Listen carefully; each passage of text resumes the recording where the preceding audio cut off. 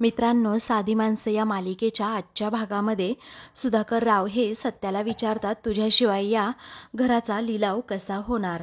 तेव्हा सुधाकर राव म्हणतात, बाप तू नको काळजी करू, कारण या घराचा लिलाव नाही होणार. त्यावेळी आता लगेचच निरूपा विचारते, हा काय 15 दिवसांमध्ये 20 लाख रुपये उभे करणार आहे का? मात्र आता सत्यावर हसते. त्यानंतर आता मग पुढे पंकज लगेचच म्हणतो की जर उद्या इथून तिथून पैसे जमा करून आणलेस तू, तरी ही मुदत उद्यापर्यंतचीच आहे ना, आणि हा आता चाललाय 15 दिवसांसाठी बाहेर. त्यावेळी निरूपा आणि देविका म्हणतात, हो ना. त्यावेळी सुधाकर राव म्हणतात, हे बघ सत्यजित, तू पुन्हा एकदा विचार कर, जर आपण हे घर वाचवू शकलो नाही तर हे घर आपल्या हातनं नक्कीच जाईल. तेव्हा आता सर्वजण सुधाकर रावांकडे पाहतच राहतात. सत्या आणि मीराला त्यांच्याबद्दल खूप वाईट वाटतं. तेव्हा सत्या म्हणतो, बाप मी तुला शब्द दिलाय ना, मग मी माझा शब्द हा पाळणार म्हणजे पाळणारच. आता तू अजिबात काळजी करू नको आणि टेन्शन अजिबात घ्यायचं नाही, असं सुधाकर रावांना तो समजावत असतो. तेव्हा निरूपा आता हळूच म्हणते की आता हा पनवती गेला म्हणजे ही मीरा काही एकटी काही करू शकणार नाही, म्हणजे या घराचा लिलाव हा नक्की होणारच, असं हसतच ती म्हणते. मग देविका पंकज दोघेही घराची स्वप्न बघू लागतात. मग आता निरूपा पुन्हा एकदा म्हणते, आपल्या स्वप्नांच्या मध्ये फक्त एकच रात्र आहे. तर सत्या मीराला सांगतो, कदाचित माझा फोन नाही लागायचा. त्यावेळी मीरा विचारते, का ओपन असं का, आणि दिवसातनं मला एकदा तरी फोन कराल ना? तेव्हा सत्या म्हणतो, तिकडे काही रेंज नसेल ना, त्यामुळे आपलं बोलणं नाही होऊ शकत. तेव्हा लगेचच आता मीरा म्हणते, असं कुठे असतं का, आता दिवसातनं एकदा तरी फोन करायचा, कारण मी वाट बघेन. तेव्हा लगेच सत्या म्हणतो, उगीच हट्ट करू नकोस, फक्त 15 दिवसांचा प्रश्न आहे ना, मग आपलं घर तरी वाचेल. तेव्हा निरूपा पंकज देविका पुन्हा एकदा रागातच सत्याकडे पाहतात. तर आता घर वाचवण्यासाठी मीरा आता ठीक आहे असं म्हणते. मीरा जरा अस्वस्थ होते आणि तिला टेन्शन येतं की 15 दिवस यांच्याबरोबर काही बोलायचं नाही म्हटल्यानंतर कसं होणार. तेव्हा सत्याला आता लगेचच वाईट वाटतं, कारण सत्या मनातच विचार करत मीराकडे पाहत म्हणतो, सॉरी धूमकेतू, त्याबरोबर खोटं बोलतोय पण घर वाचवायचे. त्यावेळी निरूपा लगेचच म्हणते, आता याचा फोन लागणार नाही म्हटल्यानंतर लिलाव हा नक्की होणारच. तर सुधाकर राव सुद्धा सत्याला समजवतात की आता तुला घर वाचवायचंय ना, मग जा तू नक्की, असं म्हणून ते दोघेही एकमेकांना मिठी मारतात आणि रडत असतात. तेव्हा सत्या मनातच विचार करतो, बाप हे करणं गरजेचंच आहे, कारण तुला दिलेला शब्द हा पूर्ण करणं माझं कर्तव्य आहे. तुझा माझ्यावर विश्वास आहे खरं, पण तुझ्याच या विश्वासाला तडा जाईल मी असं वागतोय, त्यामुळे मला माफ कर. मग आता सत्याचा चेहरा पडलेला असतो. तेव्हा सुधाकर राव लगेचच म्हणतात, बाळा असा चेहरा पाडून उभा राहू नकोस, तू नीट सांभाळून जा आणि जमलं तर एखादा फोन सुद्धा कर. त्यानंतर सत्या आता मीराकडे पाहतो आणि म्हणतो, धूमकेतू काळजी घे. तेव्हा मीरा हो असं म्हणून त्याला सांगते की लवकरात लवकर परत या. तेव्हा सत्या अजूनच इमोशनल होतो. मग आता तो हसतो आणि म्हणतो, तुला आणि बापाला सोडून मी तरी कुठे जाणार आहे. मग आता अगदी इमोशनल होत तो जायला निघतो. तेव्हा मीरा आता लगेचच म्हणते, तुम्ही चांगलं काम करायला निघाला आहात, मग असं डोळ्यात पाणी तरी कशाला. तेव्हा सत्य आता हसतो आणि म्हणतो, ए वेडाबाई, हे आनंदाचे अश्रू आहेत, असं म्हणून तो तिच्याकडे पाहतो. मग मीराला जरा बरं वाटतं. त्यानंतर सत्य आता लगेचच सुधाकर रावांचा आशीर्वाद घेतो. तेव्हा सुधाकर राव आता यशस्वी भव असं त्याला म्हणतात. त्यानंतर सत्य आता पुन्हा एकदा सर्वांची भेट घेत आपली बॅग उचलतो आणि लगेचच तिथून जायला निघतो. तेव्हा मीराचे आणि सुधाकर रावांचे डोळे आता पाणवतात, कारण आपल्या घरासाठी सत्याला किती खास्ता खाव्या लागतात. आपल्या घरापासून आता 15 दिवस लांब राहणं हे त्या दोघांनाही पटतच नसतं. पण आता काळजावर दगड ठेवून सत्या तेथून जातो, तर मीरा त्याच्याकडे पाहतच राहते. तेव्हा घरात एकदम शांत वातावरण झालेलं असतं, कारण सत्या तेथून गेलेला असतो. मग आता पंकज लगेचच म्हणतो, चल बेबी, आपल्याला आता तयारी करायची आहे, चल चल पटकन. मग आता देविका लगेचच त्याच्या पाठोपाठ जाते. आता सत्या गेला म्हणून मीरा आणि सुधाकर रावांना खूप वाईट वाटलेलं असतं, त्यांना करमतच नसतं. त्यामुळे ते दोघेही एकमेकांकडे पाहतच राहतात. तर सुधाकर रावांना मीराबद्दल सुद्धा वाईट वाटतं. नंतर ते लगेचच आपल्या रूममध्ये जातात. त्यावेळी मीरा आता म्हणते की देवा यांच्या नवीन कामामध्ये यांना यश दे, असं म्हणून ती आता हात जोडते आणि लगेचच सत्यासाठी प्रार्थना करते. तर दुसरीकडे सत्या हा इन्स्पेक्टर साहेबांकडे पोलीस स्टेशनमध्ये आलेला असतो. तेव्हा आता लगेचच इन्स्पेक्टर साहेब हे सत्याकडे पाहतात आणि वाघमारे यांचं काय आहे ते बघा असं म्हणतात. वाघमारे आता लगेचच तेथे येतात. तेव्हा सत्या आता म्हणतो की मी सरेंडर व्हायला आलो आहे, कारण एका गाडीने एका माणसाला उडवलं आणि तो हॉस्पिटलमध्ये घेऊन जाण्या अगोदरच गेला आणि तोच ॲक्सिडेंट माझ्याकडून झालाय साहेब. हा स्वतः सरेंडर झालाच कसा काय, हा प्रश्न इन्स्पेक्टर साहेबांना पडतो आणि म्हणूनच ते विचारतात तुला नक्की आरोप मान्य आहे का. तेव्हा सत्या म्हणतो हो, मला आरोप हा मान्य आहे, कारण त्या माणसाचा जीव गेला, तो ॲक्सिडेंट माझ्याकडूनच झाला. पुढे इन्स्पेक्टर साहेब विचारतात म्हणजे ती भरधाव गाडी. तेव्हा सत्या म्हणतो मीच चालवत होतो ती गाडी. त्यानंतर आता इन्स्पेक्टर साहेब विचारतात तुला कुणाला फोन करायचा आहे का, कुणाला काही विचारायचंय का, फोनवर बोलायचंय का.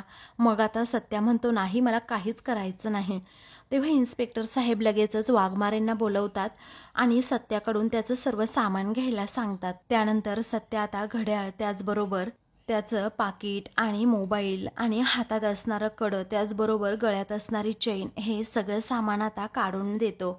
आता हवलदार वाघमारे ते सगळं सामान त्याच्याकडून घेतात खरं, परंतु आता इन्स्पेक्टर साहेब हे पाटीलला म्हणतात की यांना आता तुम्ही घेऊन जा. मग सत्याला खूपच वाईट वाटतं, पण घर वाचवण्यासाठी त्याने खूप मोठा निर्णय घेतलेला असतो आणि म्हणूनच तो आता लगेचच पाटील सोबत जातो. त्यानंतर आता शेवटी सत्याला जेलमध्ये टाकलं जातं. सत्याला आता खूपच वाईट वाटतं. मग आता लगेचच पाटील आणि वाघमारे हे दोघेही तेथे येतात आणि सत्याकडे जरा रागात पाहतात. तेव्हा सत्या विचारतो काय झालं. मग आता पाटील म्हणतात तुला काय वाटलं, अरे तू स्वतः सरेंडर झाला, स्वतः गुन्हा कबूल केला म्हटल्यानंतर साहेब तुझी शिक्षा कमी करतील, तर असं काही नाहीये. तुला तेवढीच शिक्षा मिळणार आहे जेवढा एका माणसाला ॲक्सिडेंटमध्ये मारल्यानंतर होते ना, तेवढीच. असं म्हणून ते सत्याला आता इथेच असा बस आता असं म्हणतात. त्यामुळे आता सत्याला खूपच वाईट वाटतं. मग आता सत्या मनातच विचार करतो माफ कर धूमकेतू, हे बघ कर्जाचं ओझं हे उतरवण्यासाठी खोटं आरोपाचं ओझं डोक्यावर घेतोय, पण आपल्या नाईलाज आहे, आपल्याकडे दुसरा कोणताही ऑप्शन नाहीये. त्याला सारखी सारखी मीराची आठवण येत असते आणि तो त्या जेलकडे असा पाहतच राहतो, कारण आता आपलं घर वाचवण्यासाठी मला काय काय पाऊल उचलावं लागते, काय काय करावं लागते, हे सत्याला सगळं काही आठवतं. मग त्याच्या डोळ्यात आता पाणी येतं, परंतु आता तो आपलेच अश्रू पुसतो, कारण आता त्याच्याच या जेलमध्ये जाण्यामुळे खूप चांगली गोष्ट घडणार असते, ती म्हणजे घर वाचणार असतं. तर आता दुसरीकडे संध्याकाळी रवी घरी येतो आणि मग कामावरून आल्यानंतर त्याला समजलेलं असतं की आपल्या घराचा उद्या लिलाव होणार आहे. म्हणूनच तो आता लगेचच त्याच्या साहेबांना फोन करतो आणि म्हणतो सर मला फक्त उद्याच्या दिवस सुट्टी हवी आहे, खूप अर्जंट काम आहे, प्लीज फक्त उद्याच्या दिवस मला तुम्ही सुट्टी देताय का. त्यावेळी आता ते नाही असं म्हणतात. मग आता रवीचाही नाईलाज होतो, त्याला काय करावं सुचतच नाही. तेवढ्यातच मीरा आता त्याच्यासाठी चहा घेऊन तेथे येते. आता लगेचच रवी म्हणतो वहिनी मला ना आता कंटाळा आलाय, अगं मी उद्याच्या दिवस फक्त सरांकडे सुट्टी मागतोय, तरीही सर मला अजिबातच सुट्टी देत नाहीये, आता काय करू तूच सांग बरं मला. अगं आपल्या घराचा उद्या लिलाव होणार आहे, आपल्या घरावर एवढं मोठं संकट येणार आहे, तरीही अजिबातच सर ऐकत नाहीये, असं वाटतंय ना की आता नोकरीच सोडावी. त्यावेळी मीराला धक्का बसतो आणि ती म्हणते की एवढा टोकाचा निर्णय का घेताय तुम्ही रवी भाऊजी. मग आता रवी म्हणतो काय करू वहिनी, माझ्याकडे दुसरा ऑप्शनच नाहीये आणि मला उद्या कामाला जावं लागतंय. तेव्हा मीरा म्हणते हे पहा रवी भाऊजी तुम्ही जरा शांत व्हा, कारण इथे कसलीही गडबड होणार नाही, मी आहे ना, मी घेते सांभाळून, बाबा सुद्धा आहेत, यांनी केली आहे काहीतरी सोय, उद्या जाऊन मला पैसे सुद्धा मिळणार आहेत आणि एकदा का पैसे मिळाले ना त्या सुजित कुमारला देऊन टाकू, म्हणजे काही टेन्शनच राहणार नाही, असं मीरा जरा वैतागूनच म्हणते. तो एकदाचा विषय संपला ना म्हणजे लिलाव सुद्धा होणार नाही आणि काहीच नाही. तेव्हा रवी म्हणतो खरंच वहिनी असं होईल का, दादाने खरंच पैशांची सोय केली आहे का, आणि एवढे पैसे तो एकटा कसं फेडणार. त्यामुळे तुम्ही तुमचं डोकं जरा शांत ठेवा आणि कामावर जा, मी इथे आहे ना, मी घेते सगळं काही पाहून, असं मीरा आता रवीला म्हणते. तेव्हा नाईलाजाने रवी म्हणतो बरं ठीक आहे वहिनी. त्यावेळी मीरा म्हणते हे पहा भाऊजी चहा ठेवला इथे, आता तुम्ही पिऊन घ्या हा. त्यावेळी रवी म्हणतो हो घेतो पिऊन वहिनी. मग त्यानंतर मीरा आता लगेचच बाहेर जाऊन बसते आणि तिला आता लगेचच सत्याचं बोलणं आठवतं की कदाचित माझा 15 दिवस फोन नाही लागायचा, कारण तेथे रेंजच नाहीये. मग मी त्यांना विचारलं का बरं असं, पण दिवसातून एकदा तरी तुम्ही फोन करालच ना. त्यावेळी आता सत्या म्हणतो समजून घे, फक्त 15 दिवसांचा प्रश्न आहे, त्यामुळे तूच आता समजून घेतलं तर सगळं काही पुढे ठीक होईल. त्यानंतर आता मीराला सारखी सारखी सत्याची आठवण येत असते आणि ती तेथेच हॉलमध्ये बसलेली असते. आता त्याच्या आठवणींमध्ये अगदी ती व्याकुळ झालेली असते. सत्या हा सकाळी बाहेर गेलेला असतो कामानिमित्त, हेच तिला फक्त माहीत असतं. तो जेलमध्ये गेलाय की अजून कुठे गेलाय याबद्दल काहीही मीराला कल्पना नसते. म्हणूनच ती खूपच अस्वस्थ असते. ती मनातच विचार करू लागते की मी एकदा जर त्यांच्याबरोबर बोलले तर मला खरंच खूप बरं वाटेल, परंतु नाही ना, माझा त्यांच्याबरोबर कॉन्टॅक्टच काही होत नाहीये. असं म्हणून मीरा आता लगेचच त्याच्या आठवणीत अशी झुरत असते आणि एकदम शांतपणे बसलेली असते. तेवढ्यातच निरूपा, देविका आणि पंकज हे त्रिकूट आता तेथे येतात आणि मीराला असं उदास बसलेलं पाहतात आणि तिघेही एकमेकांकडे पाहून आता गालातच हसतात. तेव्हा लगेचच देविका आता म्हणते की चला आता नवीन घरात जाण्याची तयारी तर करायलाच हवी आम्हाला. आता लगेचच मीरा ही देविकाकडे पाहते. त्यानंतर देविका म्हणते नवीन घरात जायचे सामान आता आपण घेऊन जाऊ आणि नंतर बाकी जे उरेल ना सामान ते आपण भंगारात टाकूयात. तेव्हा मीराला आता धक्काच बसतो आणि ती जरा रागातच देविकाकडे पाहते. मग देविका आता म्हणते त्या वस्तू असो किंवा माणसं असो, आम्ही त्या भंगारात टाकणार म्हणजे टाकणारच. तेव्हा निरूपाला हसू येतं. तर भंगार असा शब्द आता तिने मीरालाच उच्चारलेला असतो, त्यामुळे मीराला अजूनच वाईट वाटतं.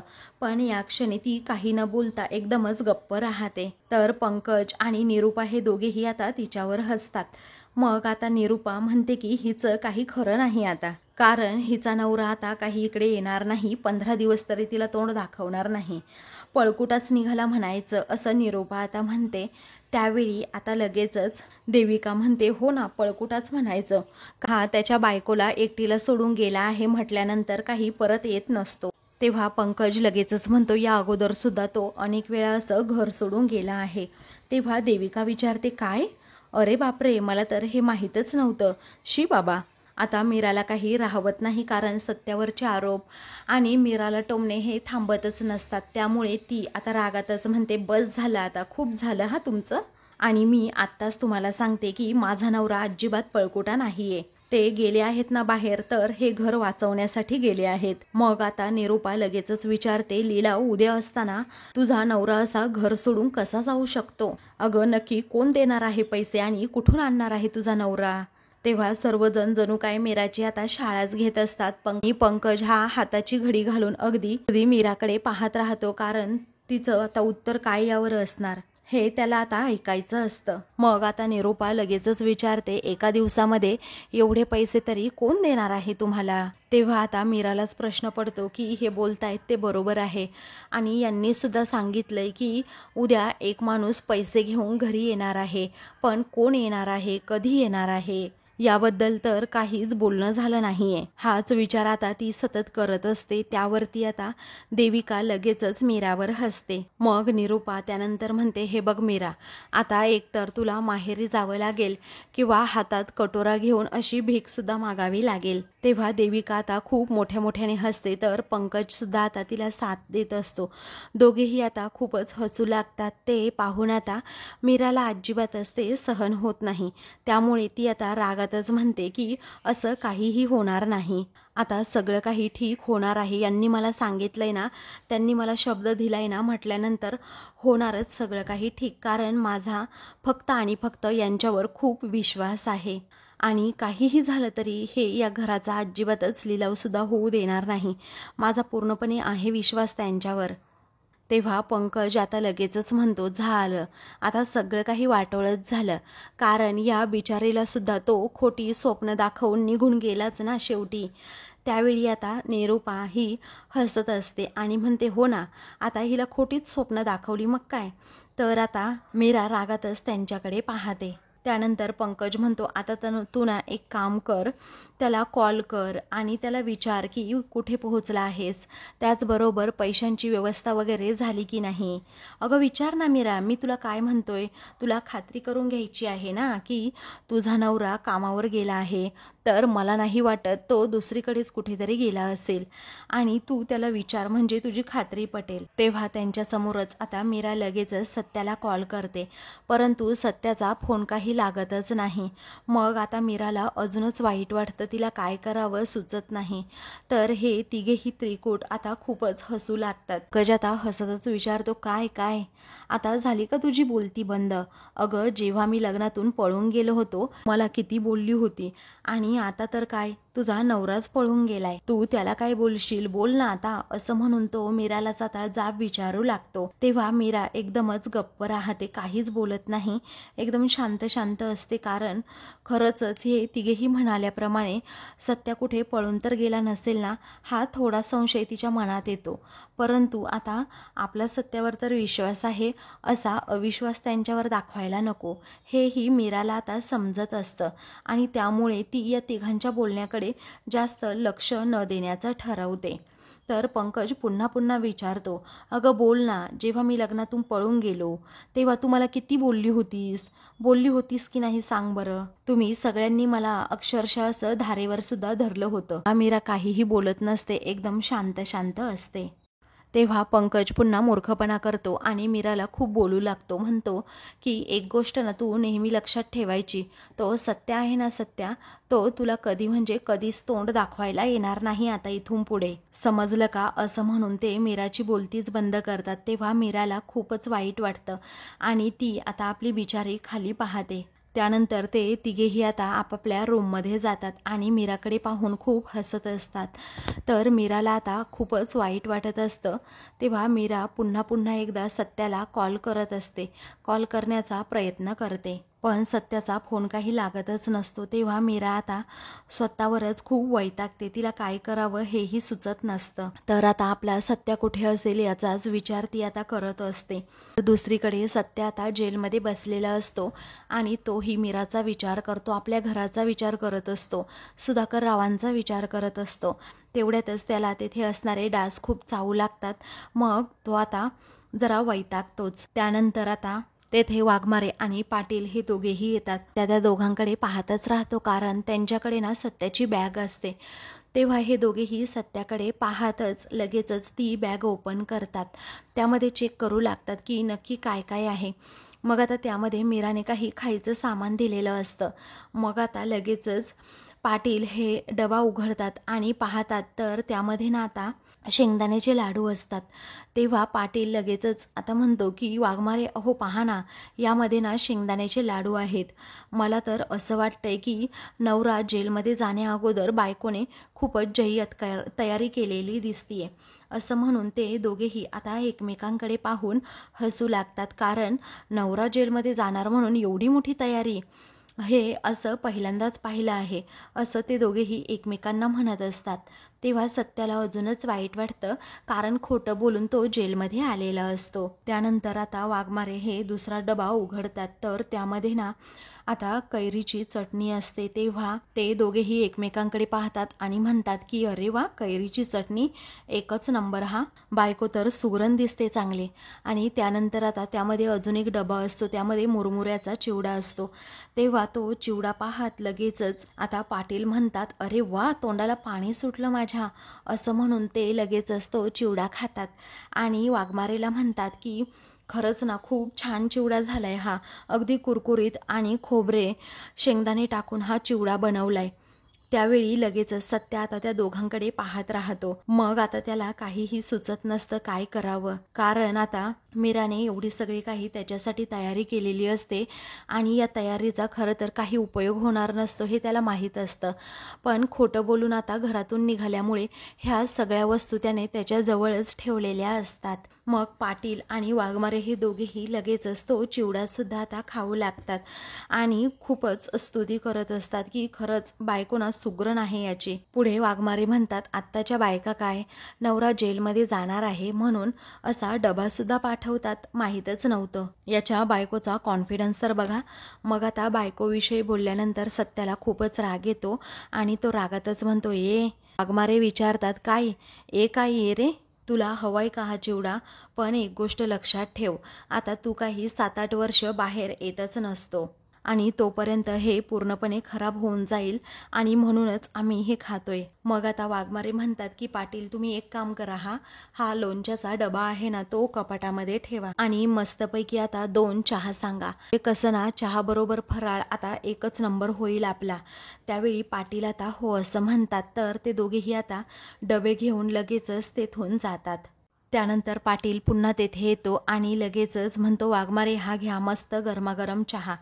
तेव्हा फराळाचा डबा काढा बरं असं लगेचच वाघमारे म्हणतात. तर आता सत्या बिचारा काही न बोलता लगेचच त्या दोघांकडे पाहू लागतो. दोघेही आता मीराने जो फराळ दिलेला असतो ना त्यावर ताव मारतात आणि सत्याकडे पाहतच राहतात. तेव्हा सत्याला अजूनच वाईट वाटतं.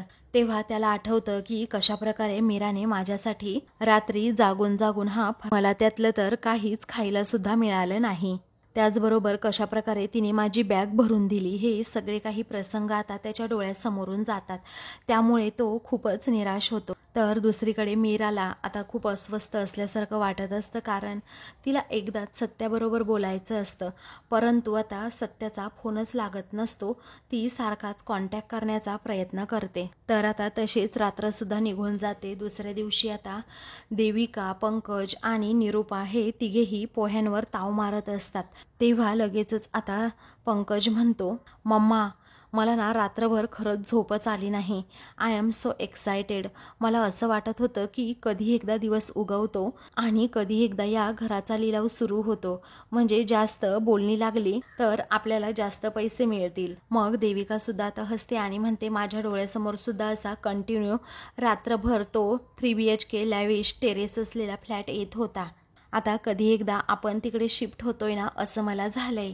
तेव्हा निरूपा म्हणते जाणार जाणार, आता फक्त ना एकच दिवस मध्ये आहे आणि मी तर काय म्हणते आज आपण दुपारच्याला ना आमरसपुरीचा बेत करूयात, कारण एवढ्या वर्षांनी का होईना या घराने ना आपल्याला सोन्याचा दिवस शेवटी दाखवलाच आहे. तेव्हा आता पंकज आणि देविका लगेचच म्हणतात हो हो चालेल, नक्कीच चालेल. त्यानंतर निरूपा आता मोठ्यानेच ओरडते की अगं मीरा, मीरा लवकर इकडे ये आणि हे उचल सगळं काही. तेव्हा मीरा तिथे येते, पदर खोचते आणि गुपचूपच त्यांचं सगळी भांडी वगैरे उचलू लागते. त्यावेळी आता ती एकदम गप्पच चाललेली असते. तेव्हा निरूपा म्हणते काय गये असं थोबाड का पाडून आहेस ग तू? आमचं चांगलं झालेलं तुला पाहवत नाही की काय? आणि आता तू काही सुद्धा कर, परंतु आमच्या जे मनात आहे ना तेच होणार. तेव्हा आता लगेचच ती देविका आणि पंकजकडे पाहते. तेव्हा मीरा म्हणते खरं तर आपण सगळ्यांनी मिळून या घराचा लिलाव सुद्धा थांबवला पाहिजे.